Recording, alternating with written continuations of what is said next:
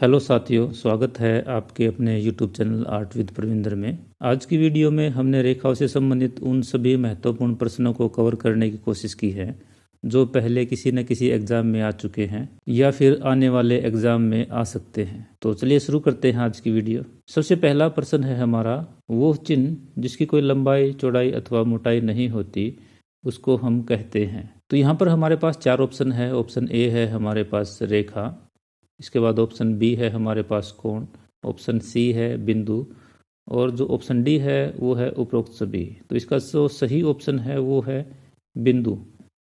बिंदु एक छोटा सा चिन्ह होता है, जैसे यहाँ पर एक सर्कल मैंने लगाया है, इसके अंदर अगर मैं एक छोटा सा बिंदु लगा देता हूँ तो ये बिंदु है।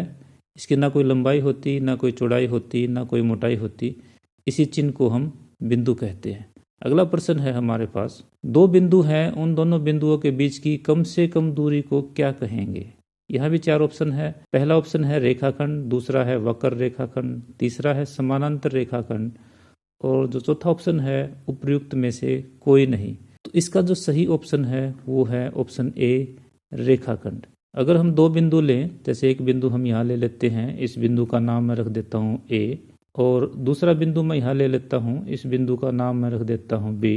तो अगर मैं इन दोनों को सीधा मिलाता हूँ, जो सबसे कम दूरी होगी इन बिंदुओं की, उसी को हम रेखाखंड कहेंगे।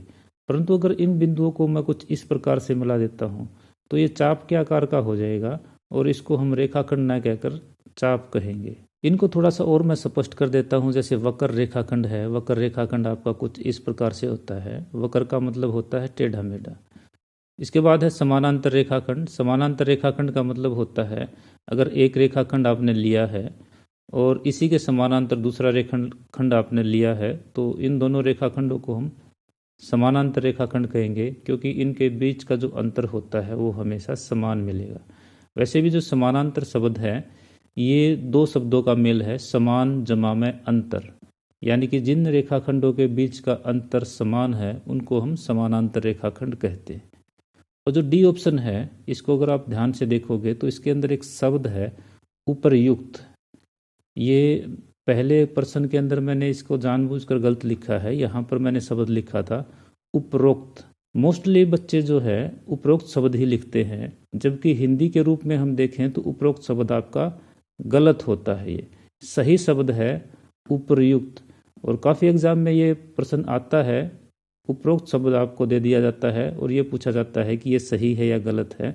तो इसका जो सही रूप है वो उपर्युक्त होता है, ना कि उपरोक्त। अब तीसरा प्रश्न है हमारा कि एक रेखाखंड निश्चित ही, पहला ऑप्शन है इसके लिए दो बिंदुओं की बीच क्षितिज पथ होता है। तो यहाँ पर क्षितिज शब्द को समझना पड़ेगा हमें। दूसरा ऑप्शन है दो बिंदुओं के बीच का लंब पथ होता है।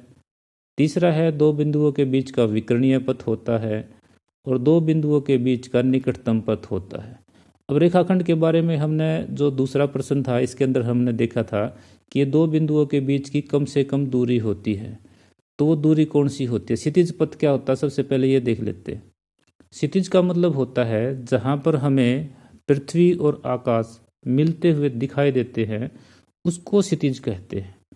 तो क्षितिज पथ का मतलब एक ऐसा, पथ का मतलब होता है रास्ता, एक ऐसा रास्ता, यानी कि एक ऐसी लंबाई जो जमीन के समानांतर हो या हमारा शांत जल होता है उसके समानांतर हो, या फिर वो लाइन जो पृथ्वी और आकाश हमें मिलती हुई जहाँ दिखाई देती है उसके समानांतर हो, उसको हम क्षितिज पथ कहते हैं।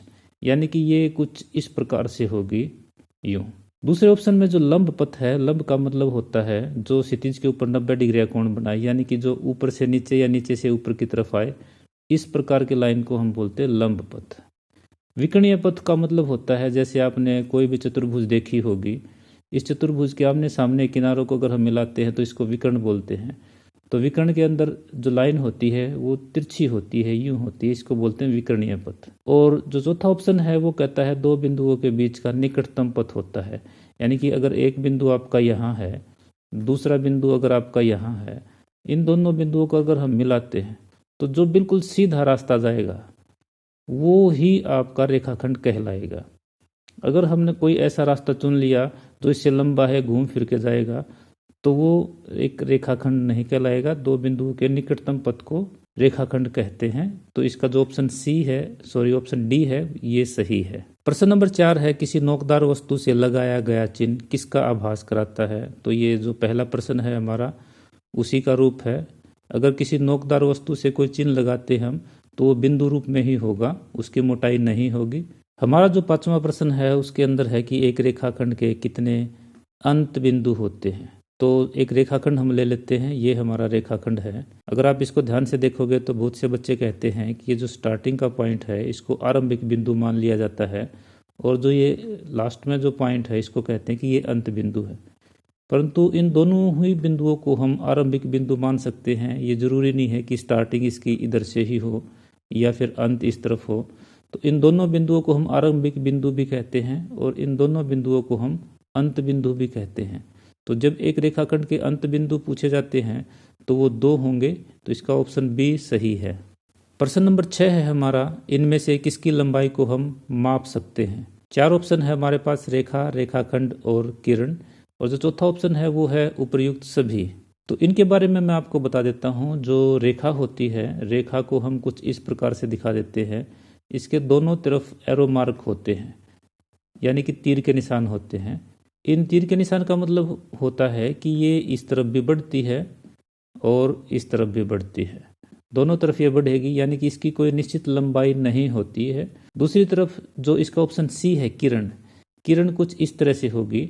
इसके एक बिंदु का तो हमें पता होगा, ये जो बिंदु है इसका तो हमें पता है, परंतु दूसरे बिंदु का यानी कि ये कहाँ पर जाकर खत्म होगी इसका हमें नहीं पता। जैसे सूर्य की किरणें हैं, ये तो पता है कि सूर्य से स्टार्ट होंगे, परंतु वो कहाँ तक जाएंगी ये हमें नहीं पता, इसलिए हम उनको किरण बोलते हैं। जो बी ऑप्शन है हमारा रेखाखंड, रेखाखंड का मतलब होता है, यहाँ पर जो खंड शब्द है उसका मतलब होता है टुकड़ा, यानी कि रेखा का एक टुकड़ा।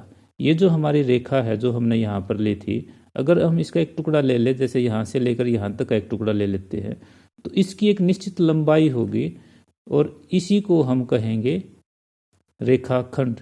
तो प्रश्न नंबर 6 का जो ऑप्शन बी है कि किसकी एक निश्चित लंबाई होती है, यानी कि इसको हम माप सकते हैं, उसका ऑप्शन है हमारा रेखाखंड। 7वां है, इनमें से किसकी लंबाई निश्चित होती है। प्रश्न नंबर 7 भी प्रश्न नंबर 6 का ही रूप है। 6 में हमने जहाँ पूछा था किसकी लंबाई को हम माप सकते हैं, तो उसी की लंबाई मापी जाएगी जिसकी लंबाई निश्चित होती है।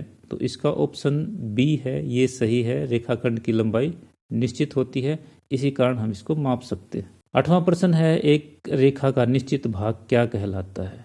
ये भी प्रश्न नंबर 6 और 7 का ही रूप है। एक रेखा है, जैसे हम एक बार फिर ले लेते हैं, ये रेखा है जिसके हमने दोनों सिरों का नहीं पता क्योंकि ये दोनों तरफ बढ़ती है। अगर ये निश्चित हो जाए तो निश्चित होते ही ये हो जाएगी रेखाखंड, यानी कि रेखा का एक भाग हो जाएगा ये।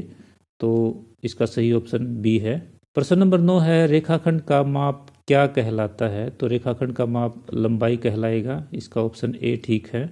10वां है, रेखाखंड ए बी का संकेत इनमें से कौन सा है। तो पहले जो 3 ऑप्शन है इसके अंदर आप ध्यान से देखोगे तो ए बी के ऊपर हमने एक संकेत लिख रखा है, ये वाला। तो ये जो हमने चिन्ह लगाया है ए बी के ऊपर, इसी के आधार पर आपको पता लगेगा कि रेखाखंड ए बी का संकेत क्या है। तो अगर हम बी ऑप्शन में देखें तो ये जो ऊपर संकेत है ये रेखा का है। सी ऑप्शन में देखें ये जो संकेत है ये किरण का है, जैसा कि मैंने ऊपर बताया था आप लोगों को। तो इसका जो ए ऑप्शन है ये बिल्कुल सही है। इसके अंदर जो ये निशान लगा रखा है ऊपर, इसमें किसी भी तरफ एरो मार्क नहीं है, यानी कि तीर का निशान नहीं है। तो क्वेश्चन नंबर 10 का ऑप्शन ए आपका सही है। प्रश्न नंबर 11, इनमें से किसका एक अंत बिंदु होता है। अब इसको ध्यान से हमने पढ़ना है। यहाँ पर जो पूछा गया है वो एक अंत बिंदु के बारे में पूछा है। तो एक बार तीनों के बारे में बता देता हूँ कि जो रेखा होती है वो कुछ इस तरह से होती है, इसके दोनों तरफ एरो मार्क होते हैं, तो इसका एक भी अंत बिंदु नहीं होता। रेखाखंड जो होती है वो रेखा का एक खंड होता है, इसके 2 अंत बिंदु होते हैं। ये प्रश्न पहले हमारा आ चुका है क्योंकि ये इसकी एक निश्चित लंबाई होती है। जो किरण होती है, किरण का जो संकेत होता है वो कुछ इस प्रकार से होता है। तो इसका एक तरफ का तो हमें नहीं पता होता कि ये कहाँ तक जाएगी, परंतु दूसरी तरफ का जो सिरा होता है उसका अंत होता है कहीं ना कहीं। तो इसका एक ही अंत बिंदु जो ऑप्शन है उसमें ऑप्शन सी हमारा सही है कि किरण का एक अंत बिंदु होता है। प्रश्न नंबर 12 है, इनमें से किसका एक भी अंत बिंदु नहीं होता। तो प्रश्न नंबर 11 में इसके बारे में बता चुका हूँ। जो ऑप्शन ए है वो इसका सही उत्तर है, रेखा का एक भी अंत बिंदु नहीं होता। प्रश्न नंबर 13, इनमें से किसका माप निश्चित नहीं होता। तो यहाँ पर अगर आप ध्यान से देखोगे तो रेखाखंड का निश्चित माप होता है, ये हम पहले कर चुके हैं। अब किरण जो है उसका एक ही अंत बिंदु होता है, दूसरी तरफ ही हमेशा बढ़ती रहती है, तो किरण का निश्चित माप नहीं होता। तो तीसरा ऑप्शन है वो ए और बी दोनों, ये गलत है, क्योंकि रेखाखंड का तो निश्चित माप होता है, तो ये गलत ऑप्शन हो जाएगा। और चौथा ऑप्शन है इनमें से कोई नहीं, ऐसा भी नहीं है, तो इसका सही ऑप्शन होगा हमारा बी, किरण का निश्चित माप नहीं होता। अगर ऑप्शन ए के अंदर ये रेखाखंड की जगह सिर्फ रेखा शब्द लिखता तो इसका ऑप्शन हो जाता फिर सी, क्योंकि फिर रेखा और किरण दोनों का निश्चित माप नहीं होता, और यहाँ पर जो ऑप्शन सी होता वो ए और बी दोनों हो जाते, तो इसका ऑप्शन उसके बाद हो जाता सी। परंतु अब क्योंकि ए में रेखाखंड शब्द लिखा है और इसका एक निश्चित माप होता है, तो इसका सही उत्तर होगा ऑप्शन बी। प्रश्न नंबर 14 है, जो रेखाखंड क्षितिज के अथवा पृथ्वी के समानांतर हो। अब क्षितिज क्या है वो मैंने बताया था, जहाँ पर हमने पृथ्वी और आकाश मिलते हुए प्रतीत होते हैं, वो रेखा हमारी क्षितिज कहलाएगी। तो जो रेखाखंड क्षितिज के अथवा पृथ्वी के समानांतर है उसे क्या कहते हैं, तो उस रेखाखंड को हम कहेंगे, ऑप्शन सी है इसका सही उत्तर, क्षितिज रेखाखंड। प्रश्न नंबर 15 है, शीर्ष रेखाखंड या लंब रूपी रेखाखंड, दोनों का मतलब एक ही होता है, लंब रूपी रेखाखंड को ही शीर्ष रेखाखंड हम कहते हैं। तो शीर्ष रेखाखंड या लंब रूपी रेखाखंड क्षितिज रेखाखंड के साथ कौन सा कोण बनाता है। तो पहले तो मैं बता दूं कि जो क्षितिज रेखाखंड है वो कुछ इस प्रकार से होता है, और जो लंब रेखाखंड होगा वो कुछ इस प्रकार से होगा। अगर हम इन दोनों को एक दूसरे के ऊपर करते हैं इस प्रकार से, तो ये एक दूसरे के साथ 90 डिग्री का कोण बनाएंगे, जिसको हम बोलते हैं समकोण। तो इसका ऑप्शन डी एकदम सही है, तो उत्तर होगा हमारा समकोण। प्रश्न नंबर 16 है, जमीन पर सीधा खड़ा बिजली का खंभा इनमें से किस रेखाखंड का उदाहरण है। तो आपको पता है कि जो शीर्ष रेखाखंड है वो कुछ इस प्रकार से होता है, और खंभा भी जमीन पर ऐसे ही खड़ा होता है, तो इसका जो ऑप्शन सी है शीर्ष रेखाखंड, ये एकदम सही है। शीर्ष रेखाखंड की जगह ये लंब रूपी रेखाखंड या फिर खड़ा रेखाखंड लिख सकता है, सभी का मतलब एक ही होता है। प्रश्न नंबर 17 है, खड़ी रेखा या ऊर्ध्वाधर रेखा, ये इसी के मतलब है, यहाँ पर सिर्फ रेखाखंड है और यहाँ पर रेखा शब्द का इसने प्रयोग किया है। तो अगर ये ऐसे है तो ये रेखाखंड है, शीर्ष रेखाखंड हो जाएगा। अगर इसके दोनों तरफ ऊपर भी और नीचे भी हम तीर का निशान लगा देते हैं तो ये रेखा हो जाएगी। तो पहले वाला शीर्ष रेखाखंड है, दूसरे वाला शीर्ष रेखा है, तो इनको हम खड़ी रेखा भी कह सकते हैं, ऊर्ध्वाधर रेखा भी कह सकते हैं, लंब रूपी रेखा भी कहते हैं, सभी का मतलब एक ही है। खड़ी रेखा या ऊर्ध्वाधर रेखा किसे कहते हैं, तो ये आप समझ चुके होंगे।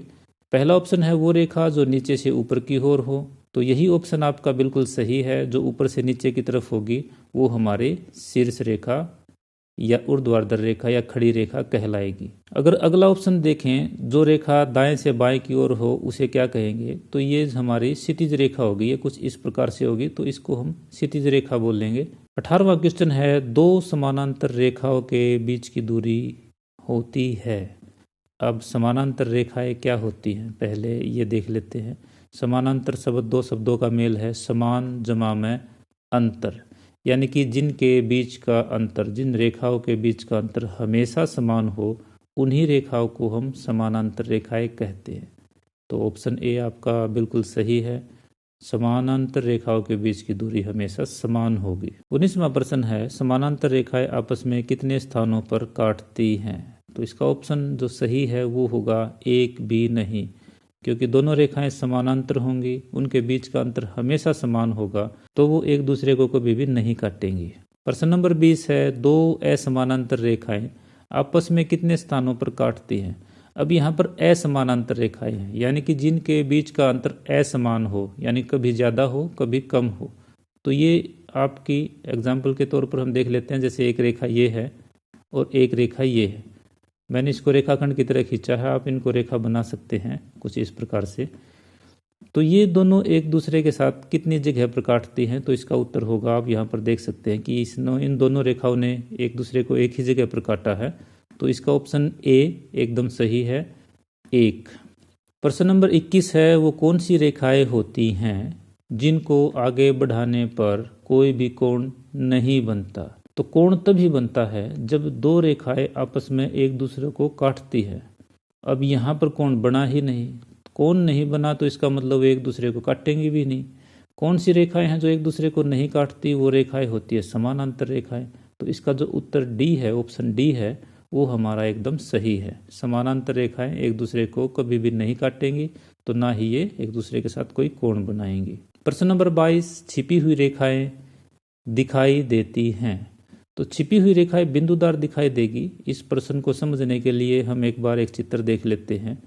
यहाँ पर आप देखोगे पंचभुज घन क्षेत्र का हमने सामने और ऊपरी दृश्य बनाया है। तो ये जो ऊपरी दृश्य है नीचे, जो हमने XY लाइन के नीचे बनाया है, तो इसके जो 3 बिंदु है, एक बिंदु ये, इसके बाद एक बिंदु ये और एक बिंदु ये तीनों हमारे सामने है और हमारी जो आँख है वो यहाँ पर होगी। तो ये जो 3 बिंदु है ये पंचभुज के वो बिंदु है जो हमने सामने दिखाई देंगे। और इसके बाद ये जो पंचभुज के ये 2 बिंदु हैं, एक ये और एक ये वो हैं जो छुपे हुए हैं। तो ये जो आगे वाले 3 बिंदु है ये हमें स्पष्ट दिखाई देंगे। इसलिए जब हमने इनको सामने के दृश्य में बनाया है, यहाँ पर ये पक्की लाइन हमने खींची है, ये भी पक्की और डार्क लाइन हमने खींची है और ये भी, परंतु इन 2 बिंदुओं से जो लाइन गई है, एक ये वाली और दूसरी इधर ये दोनों लाइनें बिंदुदार गई है। तो इसका मतलब ये हुआ कि छिपी हुई रेखाएं हमें बिंदुदार दिखाई देती है, यानी कि छिपी हुई रेखाओं को हम बिंदुदार रेखाओं के द्वारा प्रदर्शित करते हैं। इसके बाद क्वेश्चन नंबर 23 है, रचनात्मक या क्रियात्मक कार्य के लिए इनमें से कौन सी रेखा का प्रयोग किया जाता है? तो यहाँ भी जो हमारा उत्तर है वो है ऑप्शन ए, यानी कि बिंदुदार रेखा। कोई भी क्वेश्चन बनाने के लिए हम 3 प्रकार की रेखाओं का प्रयोग करते हैं। एक बार फिर हम चित्र देख लेते हैं। यहाँ पर हमने 75 डिग्री का कोण बनाया है। तो इस कोण के अंदर 3 प्रकार की रेखाओं का हमने प्रयोग किया है। एक हमारे पास रेखाखंड है ये AB, ये हल्की लाइन हमने खींची है। इसके बाद जो हमने ये चाप लगाई है ये वाली, ये बिंदुदार लाइन है। और इसके बाद जो हमारे पास AC रेखाखंड है ये पक्की लाइन है। इन तीनों लाइनों का प्रयोग हमने प्रश्न के अनुसार करना होता है। प्रश्न के अंदर हमारे पास AB रेखाखंड दिया गया है और इस AB रेखाखंड के A बिंदु पर हमने 75 डिग्री का कोण बनाना है। तो जो चीज़ दी गई है, यानी कि AB रेखाखंड हमें दिया गया है, वो हमने पक्का तो खींचना होता है, परंतु वो हल्की रेखा का प्रयोग करते हुए खींचना होता है। जैसे इसके अंदर AB रेखाखंड हमने खींचा। इसके बाद हमने 75 डिग्री का कोण बनाना है। तो जो भी लाइन 75 डिग्री का कोण बनाएगी वो डार्क होगी, यानी कि AC रेखा हमारी डार्क होगी, गहरी होगी। और ये रेखा खींचने के लिए हमने जितना भी कार्य किया है, यानी कि अगर ये हमने चाप लगाई है, इसके अलावा ये हमने 90 डिग्री का कोण बनाया है, ये सारा रचनात्मक कार्य कहलाएगा। ये सारा कार्य मदद करता है 75 डिग्री का कोण बनाने में। तो ये सारा का सारा कार्य बिंदुदार होगा। तो 3 प्रकार की रेखाओं का हम प्रयोग करेंगे। जो दी गई है वो हल्की, जो उत्तर होगा वो डार्क पक्की होगी, गहरी होगी, और उत्तर तक पहुंचने के लिए जितना भी रचनात्मक कार्य करना होता है वो सारा का सारा बिंदुदार होगा। तो प्रश्न नंबर 23 का जो ऑप्शन ए है बिंदुदार, वो एकदम सही है। इसके बाद प्रश्न नंबर 24, गहरी रेखा प्रयोग की जाती है। तो गहरी रेखा कहाँ प्रयोग की जाती है? अभी हमने देखा है गहरी रेखा प्रयोग की जाएगी उत्तर को ज्ञात करने के लिए, यानी कि उत्तर के लिए गहरी रेखा का प्रयोग किया जाता है। प्रश्न नंबर 25 है, बारीक या हल्की रेखा का प्रयोग कहाँ किया जाता है? तो ये वहाँ प्रयोग किया जाएगा जहाँ पर कोई चीज़ दी गई हो उसको दर्शाने के लिए। तो इसका ऑप्शन ए जो है वो एकदम सही है। दिए गए के लिए, यानी कि जो दिया गया है उसको दर्शाने के लिए बारीक या हल्की रेखा का प्रयोग किया जाता है। प्रश्न नंबर 26 है, एक बिंदु से कितनी सरल रेखाएं गुजर सकती हैं? तो जितनी चाहे उतनी गुजार सकते हैं। तो इसका उत्तर होगा अनेक। जैसे यहाँ पर एक ये बिंदु है, इस बिंदु से आप जितनी चाहो उतनी रेखाएं गुजार सकते हो। ये मैंने 3 ही रेखाएं खींची हैं, आप जितनी चाहो उतनी गुजार सकते हैं। तो असंख्य रेखा, यानी कि अनेक रेखाएं आप एक बिंदु से गुजार सकते हो। तो अनेक शब्द भी लिख सकता है वो, असंख्य शब्द भी लिख सकता है, कुछ भी लिख सकता है इसका पर्यायवाची के रूप में। तो इसका उत्तर होगा हमारा ऑप्शन सी अनेक। 27वां प्रश्न है हमारा, दो बिंदुओं से कितनी सरल रेखाएं गुजर सकती हैं। तो यहाँ पर हमारे पास दो बिंदु है, तो दो बिंदु हम ले लेते हैं, एक बिंदु ये है और एक बिंदु ये है। तो दो बिंदुओं से अगर हमने गुजारनी है तो वो एक ही सरल रेखा गुजर सकती है, एक से ज़्यादा नहीं गुजरेंगी। तो इस प्रश्न का ऑप्शन ए है एक, वो हमारा सही ऑप्शन है। अगला है रेखाएं कितने प्रकार की होती हैं। तो इसका ऑप्शन है डी, सही ऑप्शन हमारा, रेखाएं 7 प्रकार की होती हैं। प्रश्न नंबर 29 है, ज्योमेट्रीय आकृतियों की रचना में कितनी प्रकार की रेखाओं का प्रयोग करते हैं। तो अभी अभी हमने ये क्वेश्चन किया है, एक बार हम पीछे देख लेते हैं। इस सवाल के अंदर ये एक ज्योमेट्रीय रचना है, यहाँ पर हमने 3 प्रकार की रेखाओं का प्रयोग किया गया है। ए बी रेखाखंड हल्की रेखा थी, रचनात्मक कार्य के लिए हमने बिंदुदार रेखा का प्रयोग किया, और जो हमारा उत्तर था ए सी, उसके लिए हमने गहरी यानी कि पक्की रेखा का प्रयोग किया। तो 3 प्रकार की रेखाओं का हम प्रयोग करते हैं ज्योमेट्रीय रचनाएं में। तो इसका ऑप्शन सी एकदम सही है। जो रेखा न खड़ी यानी कि लंबवत भी ना हो और न ही पड़ी यानी कि क्षितिज भी ना हो, उसे क्या कहेंगे। तो वो रेखा ना खड़ी है ना पड़ी है, तो इसका मतलब वो रेखा तिर्यक रेखा है, तिरछी रेखा है। तो इसका ऑप्शन बी एकदम सही है।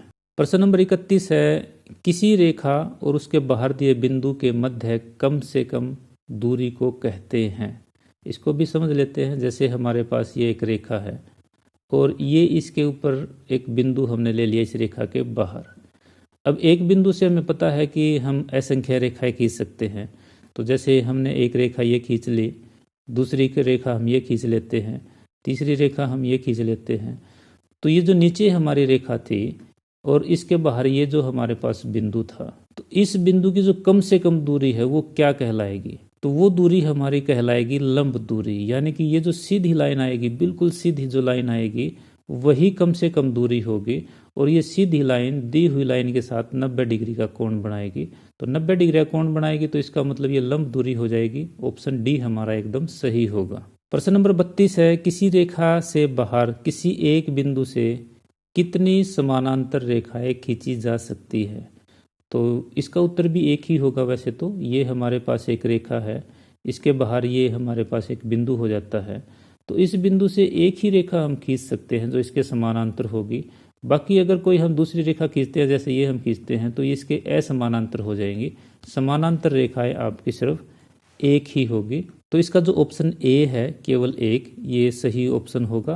प्रश्न नंबर 33 है, एक रेखा पर किसी बिंदु से कितने लंब गिराए जा सकते हैं। तो इसका उत्तर भी जो ऑप्शन ए है केवल एक, ये सही है। अगर गिराने के बजाय ये कहे कि कितने लंब उठाए जा सकते हैं, तब भी उत्तर एक ही होगा। प्रश्न नंबर 34 है, दो समानांतर रेखाओं के बीच की दूरी सभी स्थानों पर होती है। तो इसका ऑप्शन ए जो है ये सही है, हमेशा समान रहेगी। किसी भी स्थान पर जाकर आप समानांतर रेखाओं के बीच की दूरी मापोगे तो हमेशा समान ही मिलेगी। प्रश्न नंबर 35 है, जो रेखा सीधी न होकर टेढ़ी मेढ़ी हो उसे क्या कहते हैं। तो अगर कोई रेखा टेढ़ी मेढ़ी है यानी कि इस प्रकार से है, तो उसे हम क्या कहेंगे। तो टेढ़ी मेढ़ी के लिए एक शब्द है हिंदी में, इसका पर्यायवाची वक्र। तो टेढ़ी मेढ़ी रेखा को हम वक्र रेखा कहेंगे। तो इसका ऑप्शन जो डी है वो एकदम सही है। सरल रेखा जो होती है वो हमारी सीधी होती है कुछ इस प्रकार से। अब रेखा है तो दोनों तरफ हम तीर का निशान लगाएंगे। लंब रेखा ऊपर से नीचे होती है, तीर का निशान आप लगा सकते हैं इसके अंदर। क्षितिज रेखा सरल रेखा की तरह से ही होगी और वक्र रेखा आपकी कुछ इस प्रकार से होती है। अगला है, इस चिन्ह को क्या कहते हैं। ये आपके सामने एक चिन्ह है, इसको क्या कहेंगे। तो देखते ही पता लग जाएगा आप लोगों को। इसको हम किरण कहेंगे, क्योंकि एक तरफ एरो मार्क है और दूसरी तरफ नहीं है। अगर दोनों तरफ एरो मार्क होता तो ये रेखा हो जाती, और अगर किसी भी तरफ नहीं होता तो फिर ये रेखाखंड हो जाता। प्रश्न नंबर 37 है, कोई भी रेखा बनती है, एक रेखा किन से मिलकर बनती है। तो सबसे पहला ऑप्शन है बिंदुओं के समूह में। अगर को बहुत सारे बिंदु हैं समूह के रूप में, जैसे यहाँ पर मैं बना देता हूँ, ये कुछ बिंदु हैं समूह में है, तो इनसे रेखा नहीं बनेगी। फिर है बिंदुओं के चिन्ह से भी नहीं बनेगी अगर वो बिंदु कहीं कहीं पर है। परंतु अगर हम बिंदुओं को क्रमवार रूप में लगाते हैं, जैसे कि हमने इस प्रश्न में बनाए गए हैं, ये जो रेखाखंड है हमारे पास AD, ये बिंदुदार रेखाखंड है। ये बहुत सारे बिंदु हैं जो ऊपर से नीचे तक क्रमवार में है, तो इससे हमारे पास एक रेखाखंड का निर्माण हो जाता है। तो इसका मतलब ये हुआ कि प्रश्न नंबर 37 का जो ऑप्शन सी है ये हमारा एकदम सही है। बिंदुओं के क्रमवार से रेखा का निर्माण होता है। प्रश्न नंबर 38 है, एक रेखाखंड है ए बी, उसके समद्विभाजन के लिए प्रकार खोलनी चाहिए। तो इसका ऑप्शन है आधे से अधिक। आधे से अधिक प्रकार खोल लेंगे तभी किसी रेखाखंड का हम आधा कर सकते हैं। अगला प्रश्न है, घुमावदार रेखा होती है। तो घुमावदार रेखा का मतलब वही होता है जो कुछ इस प्रकार से हो कि टेढ़ी मेढ़ी कह लो या घुमावदार कह लो या वक्र रेखा कह लो, एक ही मतलब होता है। तो एग्जाम वाला प्रश्न को घुमा फिरा के देगा तो कुछ भी शब्द लिख सकता है वो। तो इसका उत्तर है ऑप्शन सी, वक्र रेखा। प्रश्न नंबर 40 है, अभिष्ट रेखा को प्रकट करते हैं। अब अभिष्ट का मतलब क्या होता है? अभिष्ट का मतलब होता है कि जो हमने निकालना था प्रश्न के अंदर, अगर वो निकल जाता है तो उत्तर ही हमारा अभिष्ट कहलाएगा। उत्तर के लिए ही हम अभिष्ट शब्द का प्रयोग करते हैं। तो वो रेखा जो उत्तर के लिए आई है उस रेखा को हम अभिष्ट रेखा कहते हैं और ये हमेशा गाढ़ी रेखा होगी। बारीक रेखा प्रयोग करते हैं दिए हुए के लिए। दानेदार रेखा या बिंदुदार रेखा हम प्रयोग करते हैं रचनात्मक कार्य के लिए, इसलिए इस रेखा को हम रचनात्मक रेखा भी कहते हैं। परंतु यहाँ पर अभिष्ट रेखा के बारे में पूछा गया है तो हमारा जो ऑप्शन बी है गाढ़ी रेखा वो सही है। प्रश्न नंबर 41 है, जो रेखा ऊपर से नीचे या नीचे से ऊपर की ओर होती है उसे क्या कहते हैं? तो वो रेखा हमारी होगी खड़ी रेखा। यानी कि खड़ी रेखा के नाम बहुत सारे हैं। खड़ी रेखा को हम लंबवत रेखा भी कहते हैं, ऊर्ध्वाधर रेखा भी कहते हैं। अगला प्रश्न है, एक बिंदु से कितनी किरणें निकलती हैं? तो एक बिंदु से आप जितनी चाहे उतनी किरणें निकाल सकते हो। तो इसका ऑप्शन होगा ऑप्शन डी, असंख्य यानी कि अनेक। अगला प्रश्न है, 90 डिग्री का कोण बनाने वाले रेखाखंड को कहते हैं। तो 90 डिग्री का कोण जो रेखाखंड बनाते हैं उसको हम बोलते हैं लंब। ऑप्शन बी हमारा सही ऑप्शन है। प्रश्न नंबर 44 है, किरण के अंत बिंदु को कहते हैं। किरण का अंत बिंदु आरंभिक बिंदु भी कहलाता है। जैसे ये हमारे पास एक किरण है, तो किरण का ये जो बिंदु है जहाँ से स्टार्ट हुई है तो इसको हम अंत बिंदु भी कह देते हैं और इसको आरंभिक बिंदु भी कह देते हैं। इसलिए दोनों शब्द इस बिंदु के लिए हम प्रयोग कर लेते हैं। तो इसलिए ये प्रश्न आया है कि किरण के अंत बिंदु को क्या कहते हैं? तो किरण के अंत बिंदु को आरंभिक बिंदु भी कहा जाता है। ऑप्शन बी इसका सही उत्तर है। अगला प्रश्न है हमारा, यदि कोई रेखा दो समानांतर रेखाओं को काटे तो इनमें से कौन कौन से कोण समान होंगे? तो इस प्रश्न को समझने के लिए एक बार हम एक चित्र देख लेते हैं। यहाँ पर दो समानांतर रेखाएं हैं हमारे पास, एक ये वाली है और एक ये वाली है। इन दोनों समानांतर रेखाओं को एक ये तिर्यक रेखा दो जगह पर काटती है। एक बिंदु हमारा ये है और दूसरा बिंदु हमारा नीचे है। यहाँ पर जहाँ जहाँ काटती है कुछ कोण बने हैं। इनमें से ये वाला जो कोण है ये है कोण ये कोण 1 है। नीचे है हमारा कोण 2, ऊपर कोण है 3 है और एक कोण है हमारे पास कोण 4। तो यहाँ पर कोण 1 और कोण 2 ये दोनों एकांतर कोण है, यानी कि कोण 1 और कोण 2 एकांतर कोण होंगे और ये दोनों समान होंगे। इसके बाद यही कोण 2 जो है हमारा, ये कोण 3 के समान होगा। इनको बोलेंगे हम संगत कोण।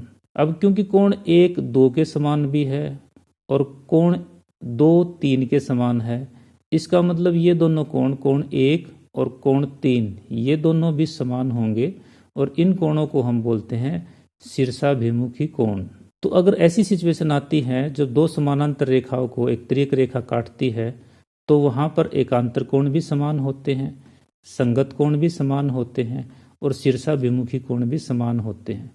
तो इसके अंदर तीनों ही ऑप्शन हमारे पास है। एकांतर कोण हमारे पास ऑप्शन ए में है, ये समान होंगे। संगत कोण बी में है, ये भी समान होंगे। शीर्षाभिमुख कोण ऑप्शन सी में है, ये भी समान होंगे। तो इसका मतलब जो चौथा ऑप्शन है हमारे पास उपर्युक्त सभी, ये सही उत्तर है। तो इसका ऑप्शन डी हमारा सही होगा। तो आज की वीडियो आपको कैसी लगी आप कमेंट करके ज़रूर बताएं। वीडियो अगर पसंद आई हो तो लाइक करें, साथ में चैनल को सब्सक्राइब करें।